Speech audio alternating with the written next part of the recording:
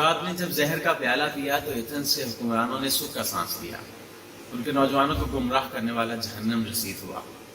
یونان کی اشرافیہ جیت گئی، سقراط کی دانش ہار گئی، وقت گزر گیا۔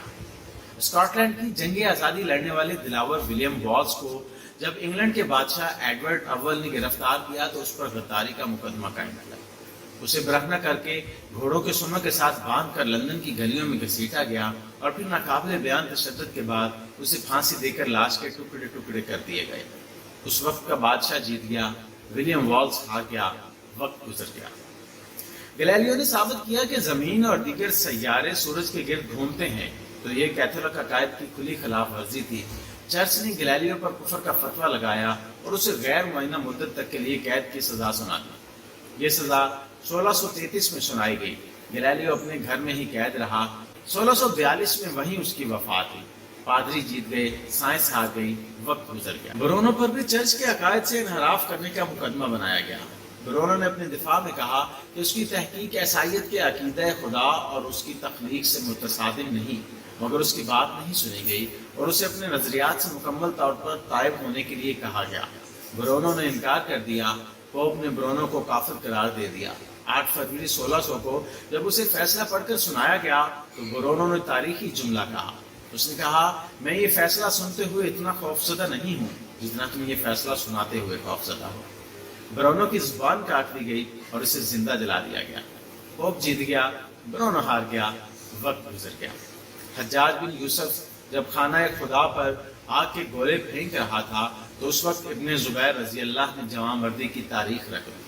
انہیں مسلسل ہتھیار پھینکنے کے پیغامات موصول ہوئے مگر آپ رضی اللہ نے انکار کر دیا۔ ابن زبیر اپنی والدہ حضرت اسماء رضی اللہ سے مشورہ کرنے گئے۔ انہوں نے کہا کہ اہل حق اس بات کی فکر نہیں کیا کرتے کہ ان کے پاس کتنے مددگار اور ساتھی ہیں۔ جاؤ، تنہا لڑو اور اطاعت کا تصور کبھی ذہن میں بھی نہ لانا۔ ابن زبیر رضی اللہ نے سفاک حجاج بن یوسف کا مقابلہ کیا اور شہادت نوش فرمائی۔ حجاج نے آپ کا سر کاٹ کر خلیفہ عبد المالک کو بھجوا دیا اور لاش لٹکا دی۔ خود حضرت اسماء کے پاس پہنچا اور کہا، تم نے اپنے بیٹے کا انجام دیکھ لیا؟ حضرت اسماء نے جواب دیا، ہاں، تو نے اس کی دنیا خراب کر دی اور اس نے تیری عاقبت بگاڑ دی۔ حجاج جیت گیا، ابن زبیر ہار گئے، وقت گزر گیا۔ ابو جعفر منصور نے کئی مرتبہ امام ابو حنیفہ رحمہ اللہ کو قاضی القضاۃ بنانے کی پیشکش کی مگر آپ نے ہر مرتبہ انکار کیا۔ ایک موقع پر دونوں کے درمیان تلخی اس قدر بڑھ گئی کہ منصور کھلم کھلا ظلم کرنے پر اتر آیا۔ اس نے انہیں بغداد میں دیواریں بنانے کے کام کی نگرانی اور اینٹیں گننے پر مامور کر دیا، مقصد ان کی حرکت کرنا تھا۔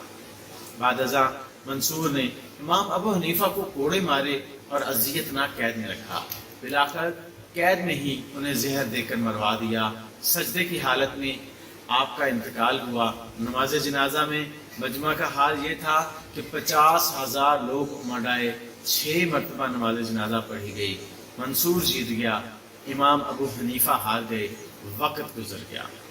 تاریخ میں ہار جیت کا فیصلہ وقت کی بنیاد پر نہیں ہوتا۔ تاریخ میں ہار جیت کا فیصلہ طاقت کی بنیاد پر نہیں ہوتا۔ یونان کی اشرافیہ سقراط سے زیادہ طاقتور تھی مگر تاریخ نے ثابت کیا کہ سقراط کا سچ زیادہ طاقتور تھا۔ ولیم والز کی دردناک موت کے بعد کوئی اس کا نام لیوا بھی نہیں ہونا چاہیے تھا مگر آج ایبرڈن سے لے کر ایڈنبرا تک ولیم والز کے مجسمے اور یادگاریں ہیں۔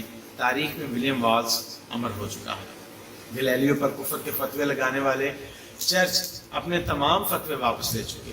رومن کیتھولک چرچ نے 350 سال بعد تسلیم کیا کہ گلیلیو درست تھا اور اس وقت کے پادری غلط تھے۔ برونو کو زندہ جلانے والے بھی آج یہ بات مانتے ہیں کہ برونو کا علم اور نظریہ درست تھا اور اسے اذیت ناک موت دینے والے تاریخ کے غلط راہے پر کھڑے تھے۔ تاریخ میں حجاج بن یوسف کو آج ایک ظالم اور جابر حکمران کے طور پر یاد کیا جاتا ہے جس کی گردن پر ہزاروں بے گناہ مسلمانوں کا خون ہے، جبکہ حضرت عبداللہ ابن زبیر شجاعت اور دلیری کا استعارہ ہیں۔ حجاج کو شکست ہو چکی ہے، ابن زبیر فاتح ہیں۔ جس ابو جعفر منصور نے امام ابو حنیفہ کو قید میں زہر دے کر مروایا، اس کے مرنے کے بعد ایک جیسی 100 قبریں کھودی گئی اور کسی ایک قبر میں اسے دفن کر دیا گیا تاکہ لوگوں کو یہ پتہ نہ چل سکے کہ وہ کس قبر میں دفن ہے۔ یہ اہتمام اس خوف کی وجہ سے کیا گیا کہیں لوگ اس کی قبر کی بے حرمتی نہ کریں۔ گویا تاریخ کا فیصلہ بہت جلد آ گیا۔ آج سے 100 سال بعد ہم میں سے کوئی بھی زندہ نہیں رہے گا۔ تاریخ ہمیں روندتی ہوئی آگے نکل جائے گی۔ آج یہ فیصلہ کرنا مشکل ہے کہ ہم میں سے کون تاریخ کی صحیح سمت میں کھڑا ہے اور کون تاریخ کے غلط راہ پر، کون حق کا ساتھی ہے اور کون باطل کے ساتھ کندھا ملائے ہوئے ہے، کون سچائی کا علمبردار ہے اور کون جھوٹ کی ترویج کر رہا ہے، کون دیانتدار ہے اور کون بے ایمان ہے، کون ظالم ہے اور کون مظلوم۔ ہم میں سے ہر کوئی خود کو حق سچ کا راہی سمجھتا ہے، مگر ہم سب جانتے ہیں کہ یہ بات دنیا کا سب سے بڑا جھوٹ، سب سے بڑا فریب ہے، کیونکہ اگر ہر شخص نے حق کا علم تھام لیا ہے تو پھر اس دھرتی سے ظلم اور ناانصافی کو اپنے آپ ختم ہو جانا چاہیے۔ لیکن سب اچھی طرح جانتے ہیں کہ ہم اس منزل سے کہیں دور بھٹک رہے ہیں۔ آج سے 100 برس بعد البتہ جب کوئی مورخ ہمارا احوال لکھے گا تو وہ ایک ہی کسوٹی پر ہم سب کو پرکھے گا، مگر افسوس کہ اس وقت تاریخ کا بے رحم فیصلہ سننے کے لیے ہم میں سے کوئی بھی زندہ نہیں ہوگا۔ سو آج ہم جس دور سے گزر رہے ہیں، کیوں نہ خود کو ایک بے رحم کسوٹی پر پرکھ لیں اور دیکھ لیں کہ کہیں ہم یونانی اشرافیہ کے ساتھ تو نہیں کھڑے جنہوں نے سقراط کو زہر کا پیالہ تھما دیا تھا، کہیں ہم برونوں کو زندہ جلانے والے پادریوں کے ساتھ تو نہیں کھڑے اور کہیں ہم حجاج کی طرح ظالموں کے ساتھ تو نہیں کھڑے، کہیں ہم امام ابو حنیفہ اور امام مالک پر کورے برسانے والوں کے ساتھ تو نہیں کھڑے، کہیں ہم تاریخ کی غلط سمت میں تو نہیں کھڑے۔ اس سوال کا جواب تلاش کر کے خود کو غلطی پر تسلیم کرنا بڑے ظرف کا کام ہے، جس کی آج شدید کمی ہے۔ وقت تو گزر ہی جائے گا، دیکھنا صرف یہ ہے کہ کس پاس امیر نے وہ وقت کیسے گزارا۔ اللہ تعالیٰ ہمیں حق کو حق دکھائے اور اس کی پیروی کرنے کی توفیق عطا فرمائے، اور باطل کو باطل دکھائے اور اس سے بچنے کی توفیق عطا فرمائے۔ آمین یا رب العالمین۔